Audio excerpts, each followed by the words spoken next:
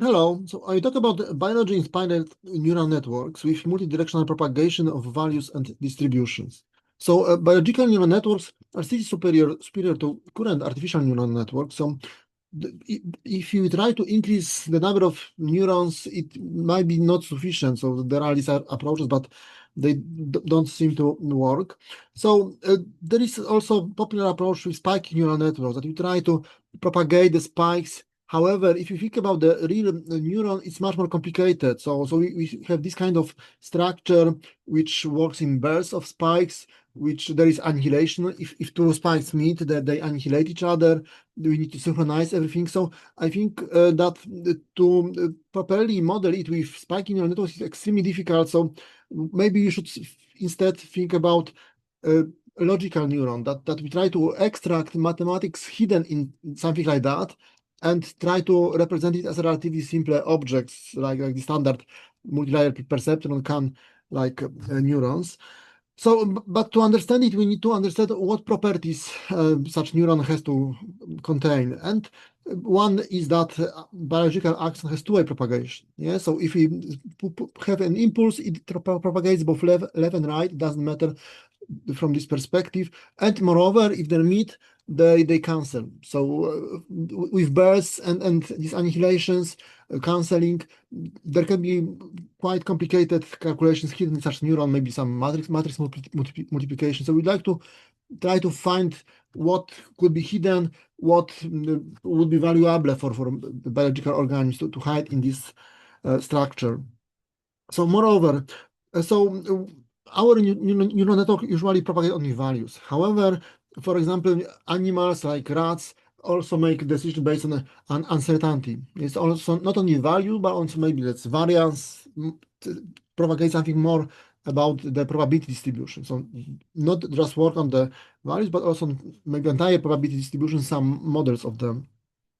Then we need some more biologically plausible training. So we can always perform the backpropagation for such parameterizations. However, it is not said to be biologically plausible. So we need something better. So what I will propose to satisfy these three properties is a artificial neuron containing local joint model of joint distribution, like here. Yeah, so we have three inputs, and the gray color represents the probability densities hidden in this neuron. So doing it with polynomial to represent this density, it is relatively inexpensive. Change of propagation direction is just a matter of multiplying, transposing of matrix or multiplying of different index. And having the joint distribution, we can just substitute some variables to get the conditional distribution. So we can propagate both probability distributions and values and freely change the propagation direction. So in computational complexity close to standard neural network, we have much higher properties. I try to show. So and we can do something like that, this conditional probability distribution with bias, but this is, I think, much simpler to just do it by joint distribution and substituting some variables. So the proposed approach can be viewed as upgrade of very popular recently the Kolmogorov-Arnold networks, CANs, which are extremely popular. After 1 year, they have like 2,500 citations now. So a year after I have written this article as extension of my older article, motivated by Khan indeed, and it adds to such Khan neutral network. It can add many upgrades like two-way propagation, that we can change the inputs and outputs in such network, and it will still work. Of values and probability distribution, so we can extend it to also propagate the probability distributions, not only value. We can just work on the vectors, value, variance, skewness, kurtosis. So vector of moments we propagate to the network. Then we can add higher dependencies. So can we will get, if restricted to pairwise dependencies, we can also conspicuously add higher order. There are also additional training ways, like direct estimation, just having the value. We would like to get the parameters. It's very simple here. Information bottleneck, very promising, and the tensor decomposition approaches. Okay, so let's take a look at the standard artificial neural networks, the two architectures, multi-layer perceptron, that we have some linear combination, and this sigmoid, this nonlinear activation function. Uh, so this is one approach, very simple parameterization, and another, this recently popular, this Kolmogorov network parameterization, is instead training one function, one parameter function, originally as B-splines, but I will also try to convince you that maybe you shouldn't use local bases like B-splines. We should rather use global bases, which are much better at generalization and have other advantages. So usually it's trained by backpropagation. We can always do it also with the proposed, but we can also use different ways to train to improve the parameters. Because backpropagation is non-local, so it says usually that it's not biologically plausible.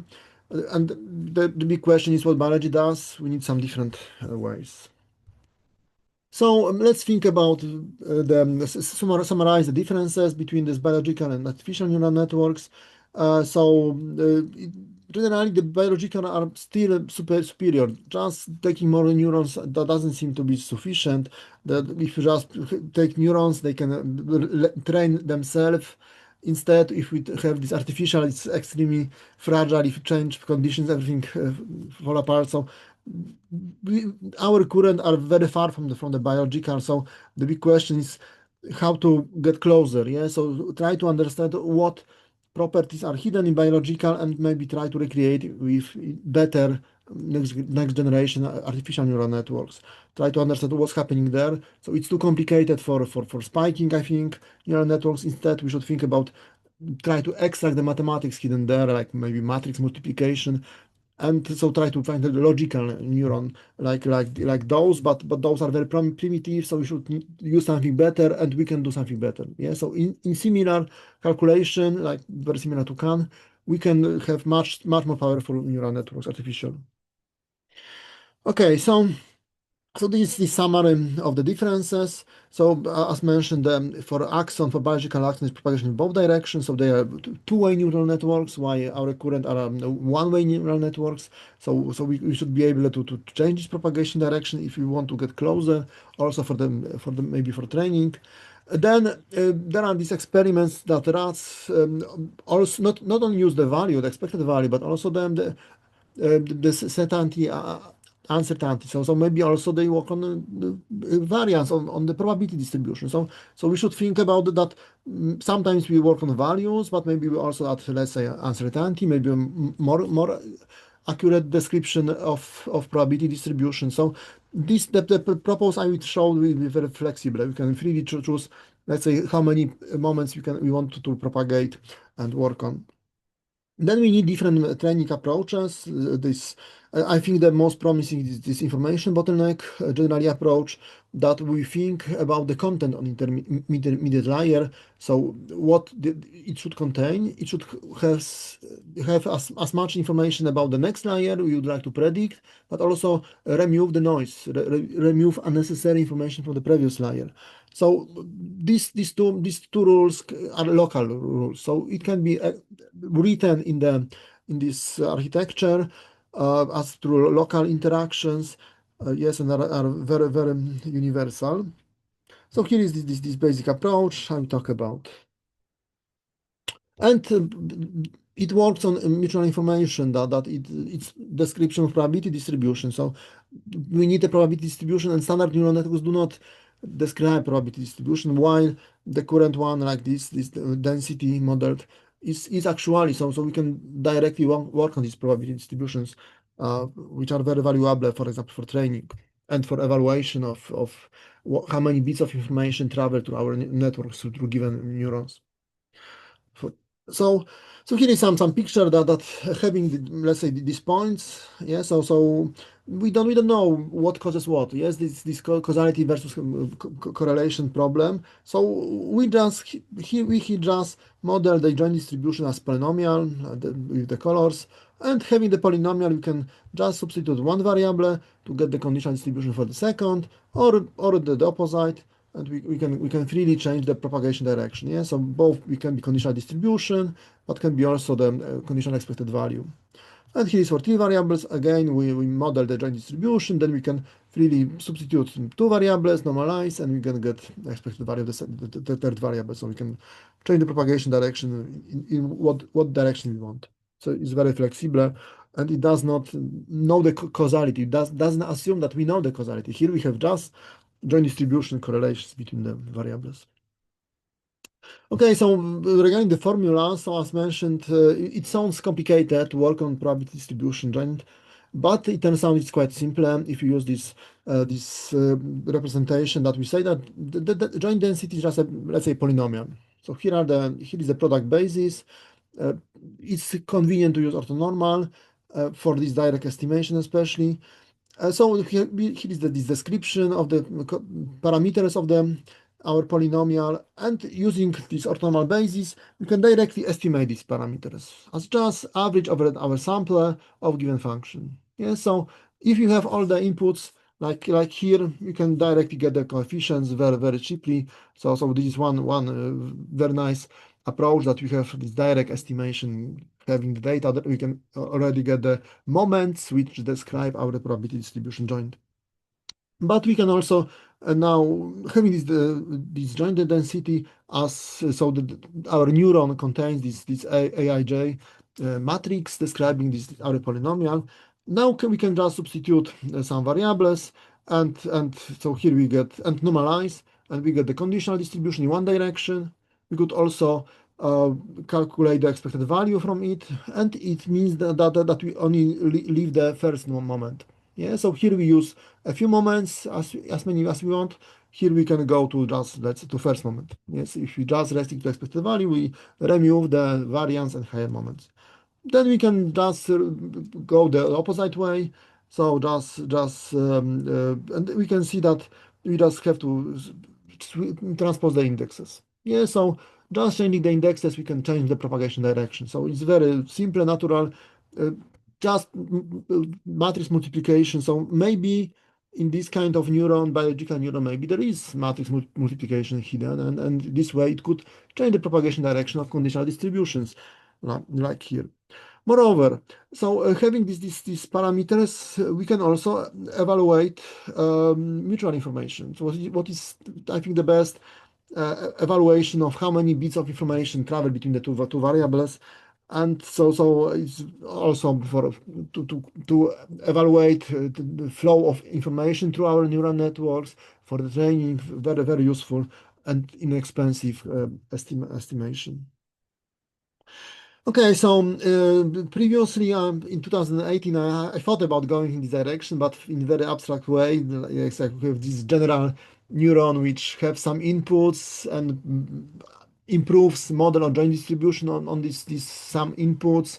We can do here, and let's say predict the conditional distribution of the remaining inputs outputs. So it is a very powerful view, but also very difficult to work with. So now after this Khan article, I decided to make it much simpler, to just see it as expansion to improvement of the Khan networks, and we can do it. Yeah? So just adding to Khan missing properties like propagation of probability distribution and possibility to change propagation direction.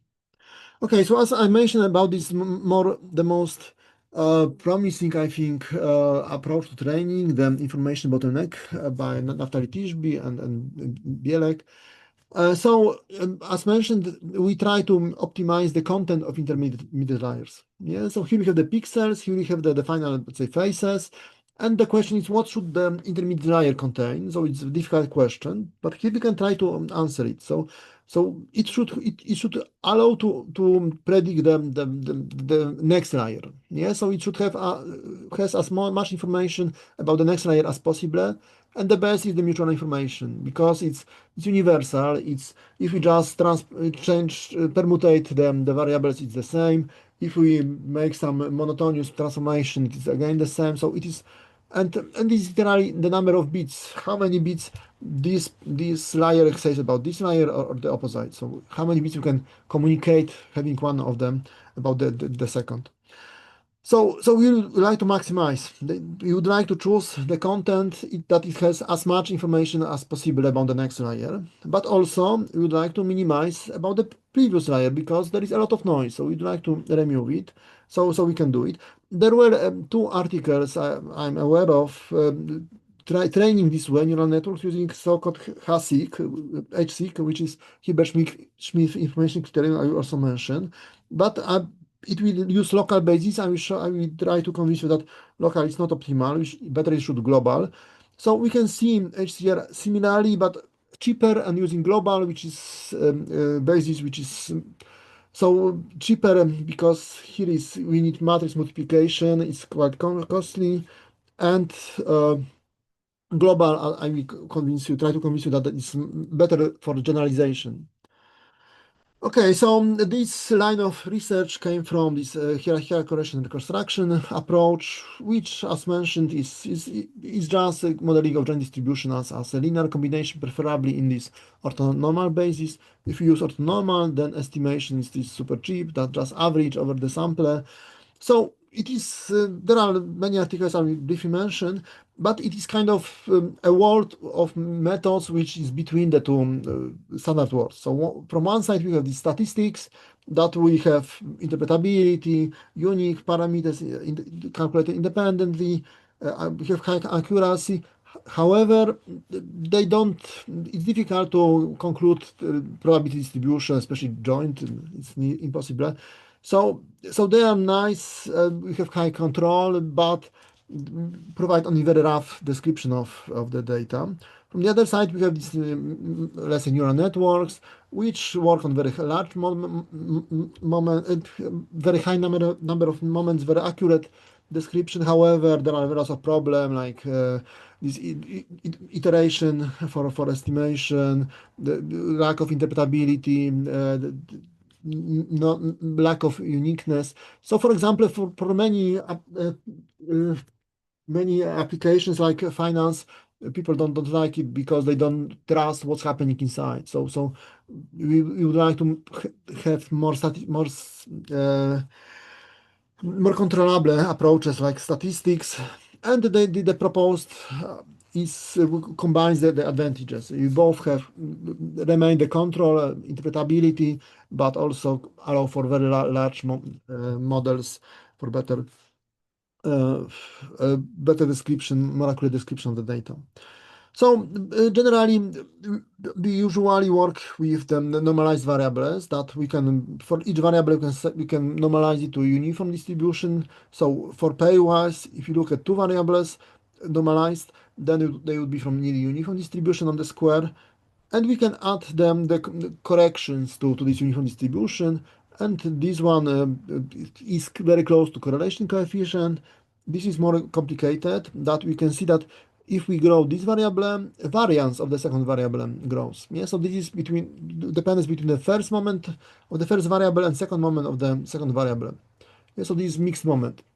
This is similar but opposite. Yeah, so and this is homoscedasticity called in finance, that if one, let's say, stock has high change, then the remaining stock have probably large variance of the change. Yeah, so why people usually think about this correlation coefficient, there are many more dependencies we can here automatically extract and use for calculations for models. Okay, so here are some articles in this direction. So most can be viewed as working on single neurons of this kind. However, I've tried starting with this article to go to neural networks based on them, and there are some kind of change of philosophy. I also mentioned about the EEG signal analysis, and finally, this 2014 I have written this main article here, and recently with interns we have prepared two more articles I will also mention. So the blue one are the toward the neural networks based on this approach. So here is some one-dimensional situation that we have the points, the orange one, and you'd like to model them with probability distribution. So here is as degree 0 polynomial, degree 1 polynomial by adding information about the expected value, degree 2 by adding information about variance, 3 by adding skewness, 4 by adding kurtosis. Then we could go further. However, we can easily get overfitting. Like here, we can see obviously that the density goes below the zero. So that's the big problem, that such models of density as linear combination can get below zero. So in practice, we usually repair it by taking the maximum of the predicted density and let's say 0, 1 or some better way. And the worst is that we need to normalize such the density. This is the big problem.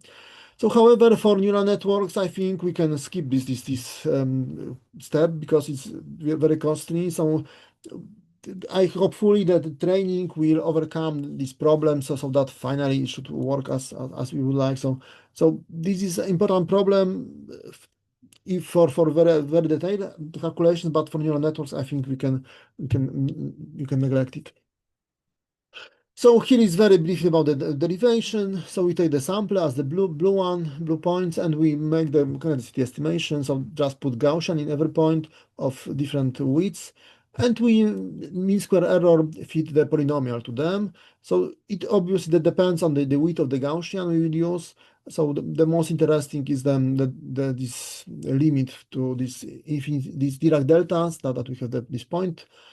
So from mathematics perspective, maybe let me skip it, but generally if we use the orthonormal basis, then we easily get this estimation that we need to just take the mean over the data sample to get them to estimate the parameters. This is direct estimation, I call.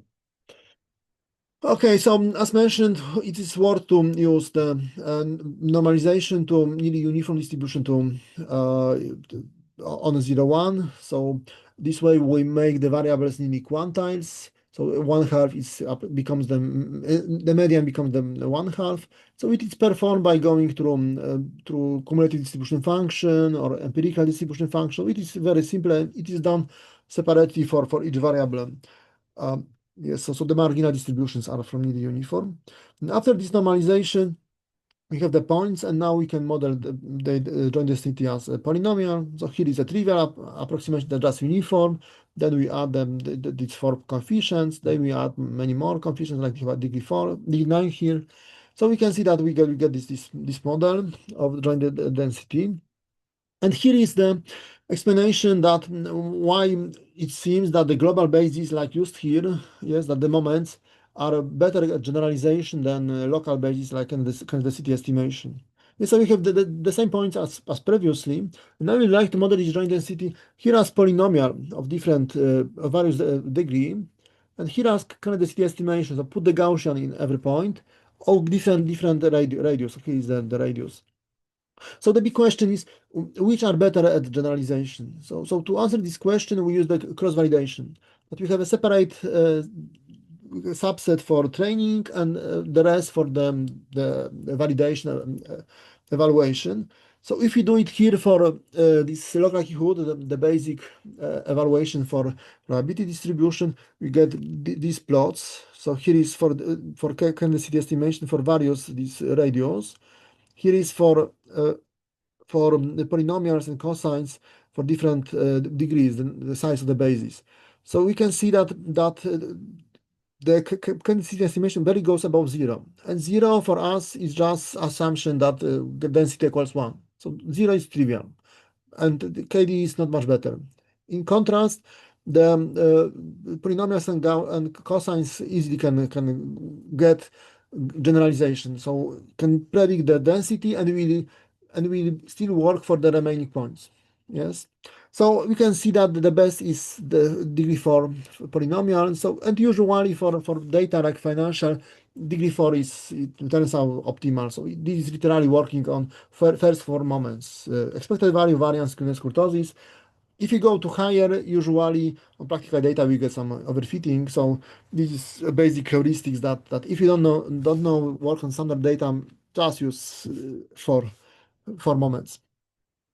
Okay, so now let's try to understand why KD is worse at generalization. So it just assumes that the new points will be close to the old points. Yeah, so that we put, so it's not very good assumption. Yeah, so we just take the training set and put the Gaussians, and we say that the new points will be close to the old points. So this is not a good for generalization. In contrast, for global basis, we use these moments. Literally, we kind of calculate the moments of very general description of the data, and this way they are good to generalize to the remaining points. Yes, and you can see that indeed they are good at generalization by evaluating through cross validation. Okay, so here is the basis for two variables. So the zero coefficient, as mentioned, is the normalization if it's one. Yeah, so here is for one variable, the form moments. Uh, so they are not exactly these cumulants, but very close. So we can imagine them this way. Yeah, so here for two variables, here is normalization, here is the marginal distribution description of the first variable, marginal distribution description of the second variable, and here are the dependencies. Here is the correlation coefficient, here is the homoscedasticity between variances, and here are some more complicated dependencies. All of them have concrete meaning, a dependence between the two moments of the two variables. Then we can go to three variables. So we have again the normalization, the marginal distributions of the three variables, then the pairwise dependencies between them, and finally we can also in three dimensions also add triplewise. Yes, that here you can see that if two variables are big, then the third variable is big or small. Yeah, so it is more complicated, and including all is becomes costly from memory and perspective, and we need a lot of data to estimate all the. So practice we need to restrict. Yeah, so if you like to use all the moments, then the number would grow exponentially with dimension. So in practice, we restrict to pairwise, maybe triplewise. So this growth of size is not exponential, but let's say square of dimension. Okay, so here is this some general view on these models of joint distribution. Yeah, so in three variables we have this density in this product basis of these orthonormal polynomials as here. And then we have this index has them here has three indexes in this J, and we can estimate them if to orthonormality as just averaging. And so generally, if you have some number of variables, this index j, when there is 0, then as this function is 1, then there is no dependence. Yeah, so we can see that this coefficient is only says about dependence between variance of this variable and variance of this variable. Yeah, so we get literally hierarchical decomposition of dependencies. Yeah, so we can first take a look at marginal distributions, then pairwise dependencies, then we can add triplewise dependencies. So yes, we have this literally hierarchical decomposition of dependencies between variables. We can evaluate the strength, how many to include in various way. So we have this basic direct estimation, but we could also perform this for non-stationarity. Instead of averaging, we could use exponential moving average. Then our joint density could evolve in time. Also, we could use it works nicely for missing data. For example, if you would like to estimate this coefficient, we don't need to know the values where there is 0. Yeah, so if you have a row when there are lots of missing values, then we can still improve, use this row, incomplete row to improve our model about the values which are there. Yeah, so it's very nice for missing data that we can optimally use all the obtained values in our row. Okay, so let's go to this value propagation. Yes, so as there is this joint density as this, then for value propagation, for conditional density, we just substitute the y and divide over this integral, but so we normalize. Yes, and finally we get this formula. Yes, for the conditional density. Then for expected value, we need to integrate it, and we get the same formula, but just restricted to the first moment. So this expected value is just removing of all higher moments. Yeah, so we just use 1 here. We remove the remaining. But we could also change the direction of propagation by just switching x and y, so which means just transposing this matrix, this A matrix, describing our moments and also parameters of our network. And looking at this similarly for these three variables, yes, we can x under condition of y and z expected value. So we get this formula. So now we get this a with three indexes. Yeah, so it is in fact triple-wise dependency. Yeah, so it is between the first moment of this variable, jth moment of the second variable, and kth moment of the last variable. However, we can perform these restrictions only pairwise dependencies. So say that only those with two are important. And if we do so, yes, we remove the triple-wise dependencies. So yes, this restriction removes these very sophisticated triple-wise dependencies. And but this way we get summation of trained polynomials. And summation of trained polynomials is just can. Yeah, so if we restrict to only pairwise dependency, remove higher order, we just get can based on polynomials. Yes, there is also this normalization between layers. So we can go this way, but we could also conspicuously add higher order dependencies if you want. Yes, so this is the full. So we can see that we can reduce it to can, but we can also use more sophisticated models using also higher moments. So this is summation of can. Also, we can add them and propagate not only values, but also higher moments. So we get propagation probability distribution. And many other new training possibilities. Yeah, so we have in interns we have written one article about very similar. Yeah, so this is literally this can based on polynomials, and there was a similar article called Legend can, but it used rescale as the normalization function, and rescale is not the best one. So here are some points from using rescale versus this cumulative distribution function and bigger distribution function normalization we use. And so you can see that we get these points, and now we'd like to model it with polynomial. Yeah, so this is not nice, not good to model with polynomial. Instead, if we do it this better normalization with cumulative distribution function, it is much better to model with polynomial after that. Yeah, so so so people go in this direction as the simplest way. And this is a recent article, much later than mine. So people go in this direction, but not using not a very good normalization. We can do it better. So here is evaluation. So for different degrees. So for higher degrees, it's becoming complicated, but for low degrees, we can see that indeed this CDF normalization is much better. Yeah, so it gets better generalization as we can see here. Also for training, it is much faster convergent than the standard one. So especially for low degrees, yes, because now we can describe with low degree. How for high degree, we could also describe with polynomial, but we need to go to higher order. What is prone to so it could overfit. So if you don't want, if you want generalization, avoid overfitting, you should use low order polynomials, and the 4 again is usually the best for this approach. But to make degree 4 good, we need to use better normalization. So the risk is not good. Okay, so here is some example. Also, it's kind of like a situation with single neuron, but now used with this direct estimation. Yeah, so it's much cheaper. No backpropagation. Just take the parameters, calculate take matrix product, and you get the coefficients. So this is similar example as in Khan article that we have a function defined here. And now we treat it as a joint distribution on 5 variables. Yeah, the 4 inputs and one output. So literally here we build this joint distribution model. This direct parameter estimation builds this joint distribution model on these 5 dimensions.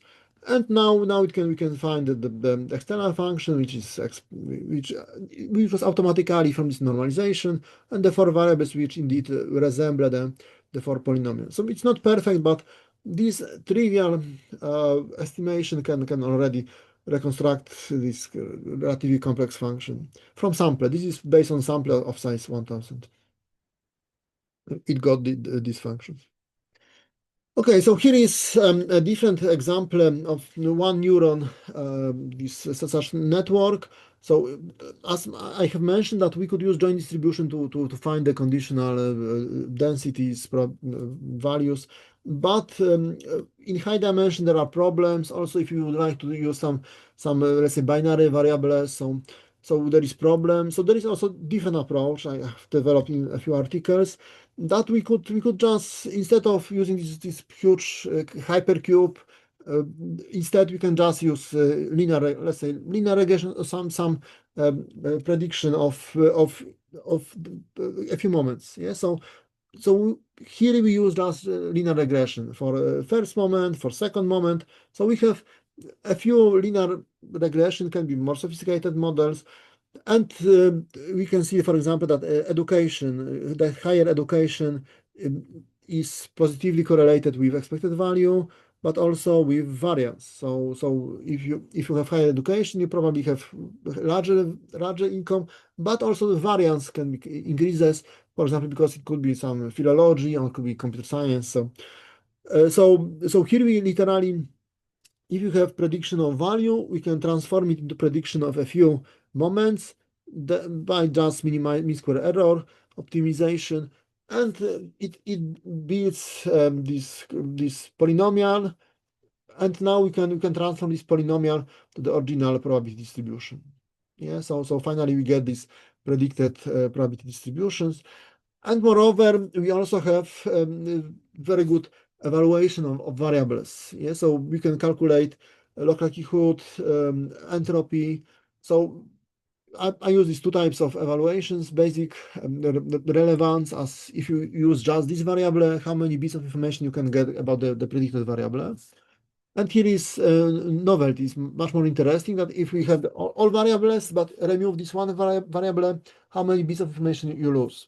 Yeah, so there can be large relevance, but zero novelty. That means that sure, this variable gives a lot of information about what we are interested in. However, this information is already available from remaining variables. Yeah, so the most valuable are in fact the novel variable. Yeah, so here we can very accurately evaluate it with these models for conditional probability distributions. Okay, so here is some summary of other articles about this approach. So literally, with this approach, we can transform prediction of value into prediction of probability distribution, what brings many advantages. Yeah, so for example, starting with this uncertainty evaluation, that we don't just value, but we have entire probability distribution. Yeah, so we can say more about this value, especially that if you think about this multimodality, that if this is the distribution that we get, the value prediction will give this value, which makes no sense. Yeah, so if we work on probability distribution, we can find this we can be aware and do a much better prediction. So yeah, for example, in data compression, there is a lot of statistical modeling, conditional. If you would evaluate the variables with entropy, like here, we need to predict probability distribution. So just linear regression is a terrible way to evaluate the variables. Then some credibility evaluation, finding outliers, non-stationarity analysis, as mentioned, that this polynomial can evolve in time, this model of the density. Also, we talk about some Granger causality. Okay, so let's go further. Okay, so I'm talking about the value propagation, but you can also perform this density propagation, especially that there is this nice approximation that we can take this vector. So here is the vector of moment. So we have the probability density we'd like to propagate as just a vector of moment, and its propagation is just multiplication by matrix. Yeah, so generally we can see that we can imagine that each vector each neuron contains some tensor, some of given number of indexes, and we just with this approximation we can just multiply by this tensor with the proper indexes, and we get propagation of probability distribution to the network. So with this linearization, we can take all the non-linearities to the first and the last layer and do everything between them with linear, just tensor multiplication. So I'm a bit suspicious, but it's worth to understand. And there are also new training approaches. So, for example, we could take all the variables, like five again variables, so inputs, four inputs, one output, and you would like to model joint distribution.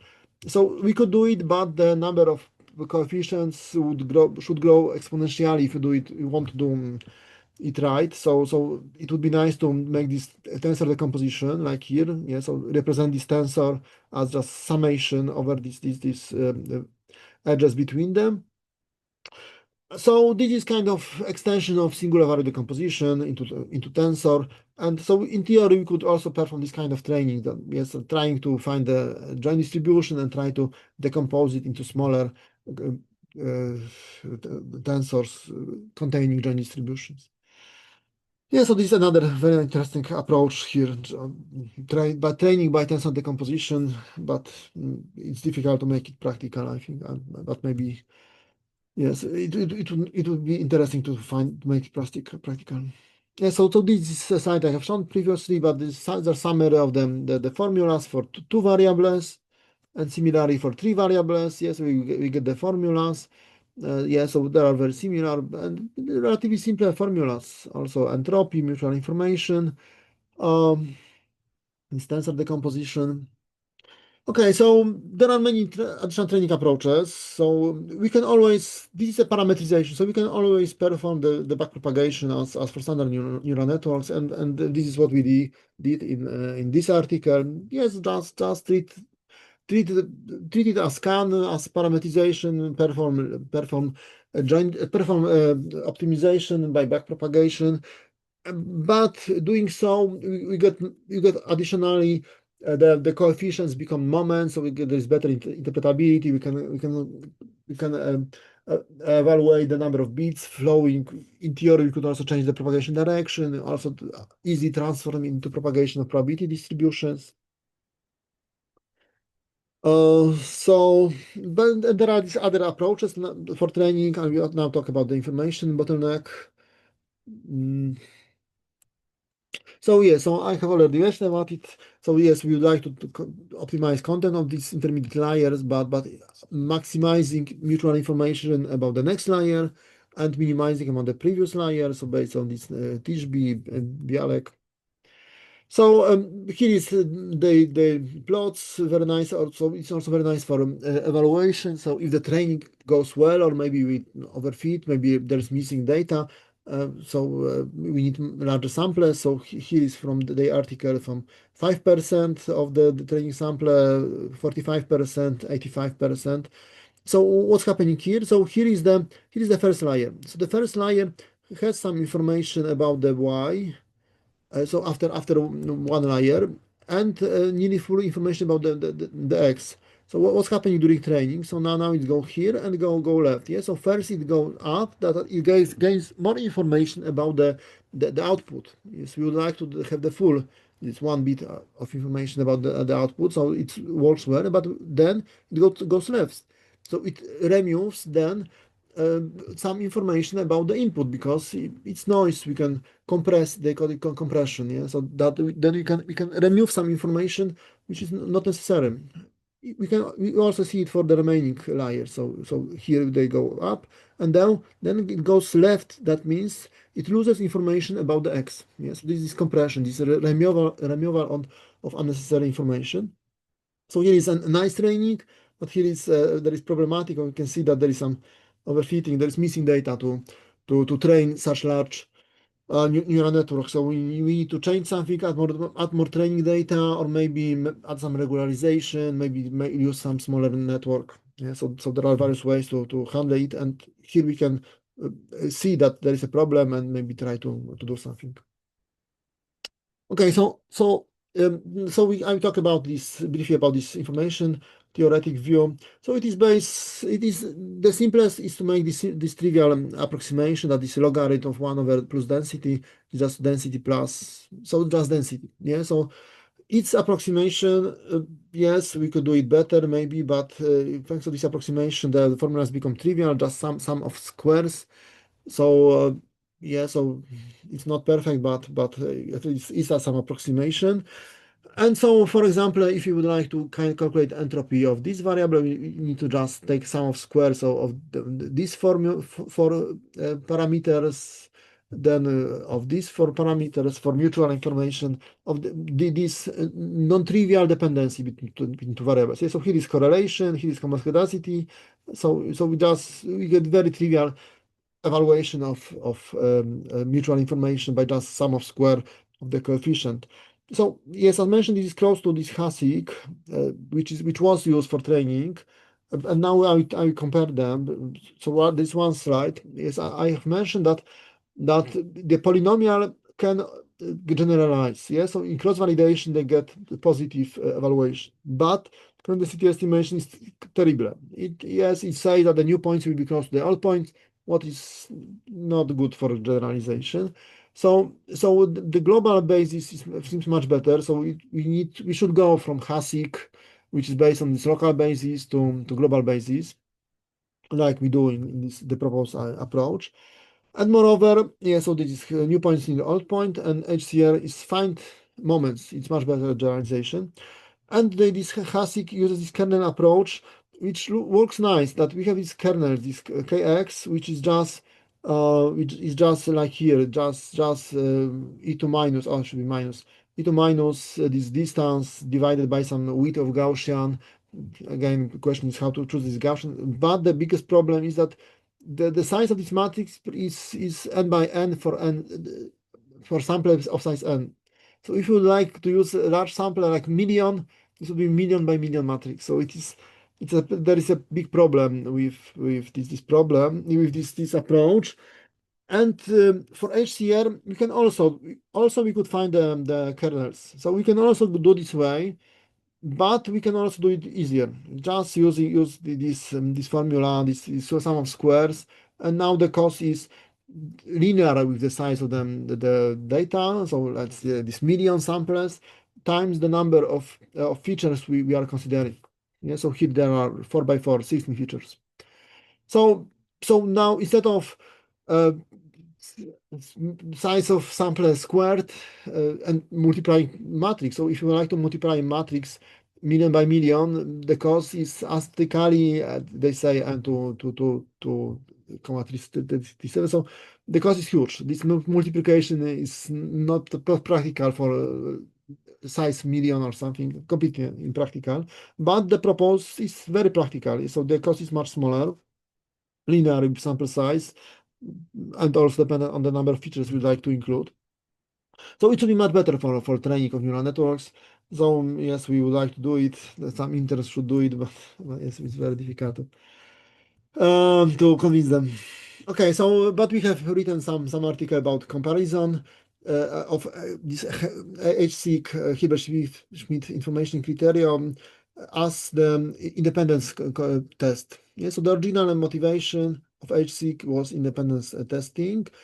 So here is the comparison. So here is some independent sample. So just here they are independent, and now we try to rotate it by 1, 2, 3, 4, 5 degrees.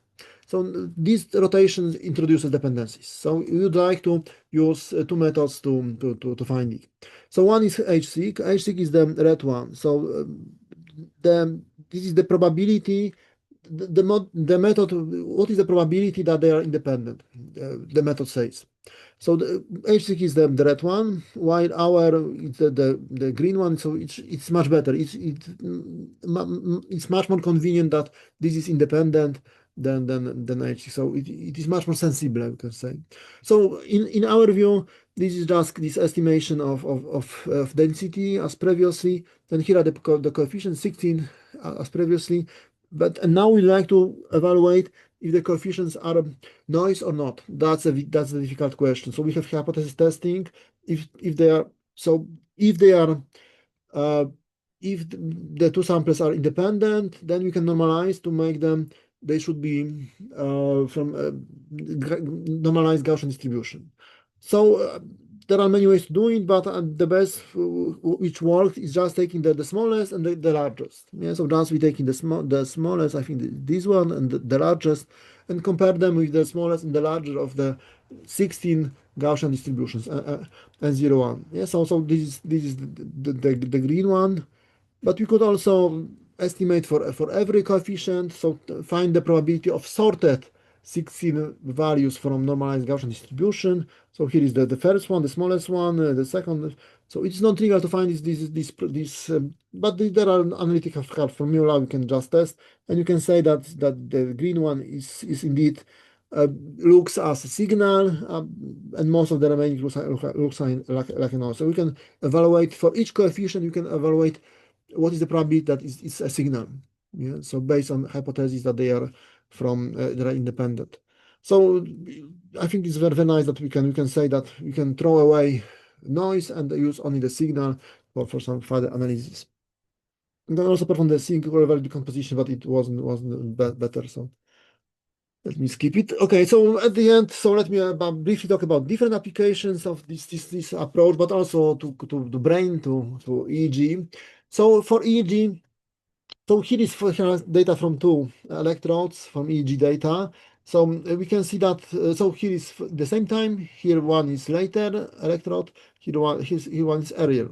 So usually we could perform the cross correlation analysis. Just take the correlation coefficient of these plots, scatter plots, and this way we get the orange.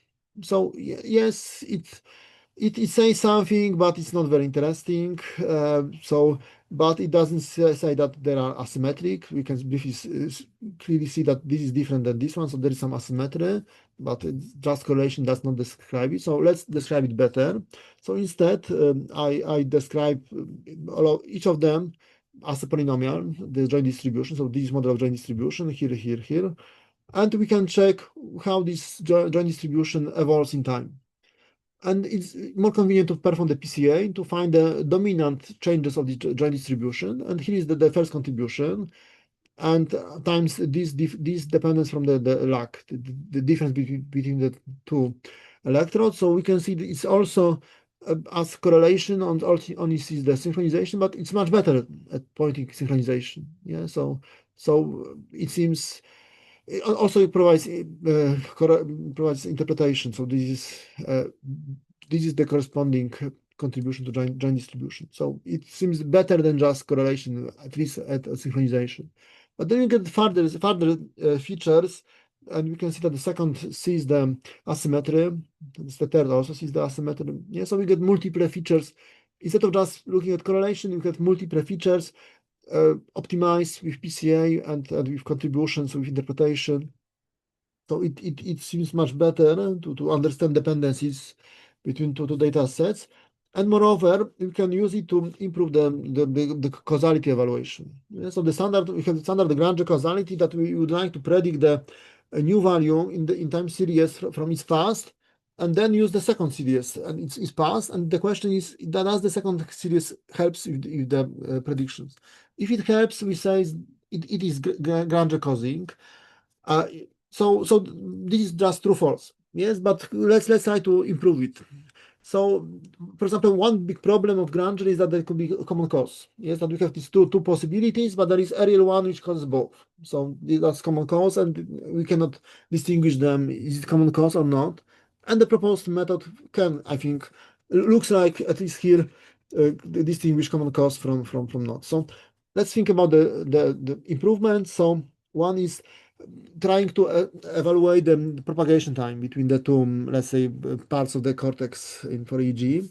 So we first calculate residues as value minus prediction of this value from its past, and then find correlations of these residues and the second series real by some delta t. Yes, and the delta t maximizing correlation can be just the main propagation time. So this is one improvement to also evaluate the propagation time. And the second one is also making multiple, that we have not just one type of dependency, causality, but we can have many, like here. Yeah. So how to do it? So for this purpose, we need better normalization, not just subtract the prediction value, but predict entire probability distribution. So value, width in practice, and prediction is probability distribution. We can go through the cumulative distribution function. If you do it perfectly, then we should get this IID sequence that we have this 0, 1 uniform distributions, and that there are no longer the dependencies. So yeah, so this normalization removed all the dependencies from the series if done perfectly. In practice, it's difficult to do it perfectly, but approximately we can say that this is independent 0, 1 series. So now we'd like so now inside this series there should be no dependencies. However, there could be dependencies with the second series, area by some delta t. Yeah, so this is exactly what we do. That this is the predicted sequence, and the question is, what is the contribution to joint distribution with the second one, area? Yeah, so and now this way we get, let's say here, 3 types of dependencies. So as the father eigenvectors, eigenvalues. What we can see that the blue one has maximum after 100 milliseconds. So it's probably some direct causality. Yeah, so that directly goes information between the two electrodes, the parts of the cortex. The second orange, it has maximum in like 200 milliseconds. So I think it's kind of indirect, that maybe information goes outside and then goes to the second part of region of the cortex. But we can also see that the green one often has maximum in the 0. And in the 0, only the common cause can be. Yeah? So that there was some area, let's say, I think a visual impulse here. And this visual impulse causes both. So there should be something what has maximum in 0. Yeah, so this the response. So this way, and we can see indeed that this approach seems to allow to distinguish common cause as the having the maximum in 0 from the different types of causalities. Yeah, so it sounded impossible, but this approach seems to distinguish these different cases. Okay, so this is the final slide as the summary. So the proposed approach can be viewed as improvement of this CAN, Kolmogorov-Arnold networks, with some many improvements. Yeah, so here is comparison with CAN. So that if you have this CAN network, we can change propagation direction. Yeah, so just treat inputs as output and opposite.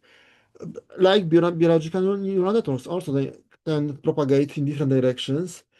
Then it can propagate not only values, I think this is more important from biology, but you can also propagate probability distribution. Yeah, so that the inputs we have no full certainty about the input, and we should be able to propagate it through the neural network and get some probability distribution at the end.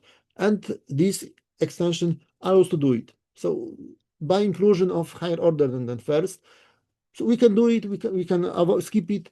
There is new possibility, at least to include variance. It's worth considering that the animal, if it's not certain that the outcome is dangerous, maybe it's better to use smaller reward, but with smaller variance. Then as mentioned, the CAN is dependent, on uses the pairwise dependencies, but here we can also add higher order, triple-wise and higher. Then we have interpretation. The trained parameters of such CAN are literally moments. It's not just abstract parameters, these are literally moments between the two variables. But then we can evaluate mutual information, how many bits flow through some edges of our neural network. And there are many additional training approaches, like this direct estimation, just have the points, get the coefficients, the tensor decomposition, yes, build this large tensor and try to decompose it into smaller ones, and information bottleneck. Yeah, so okay, so there is some other. Okay, so thank you for the attention.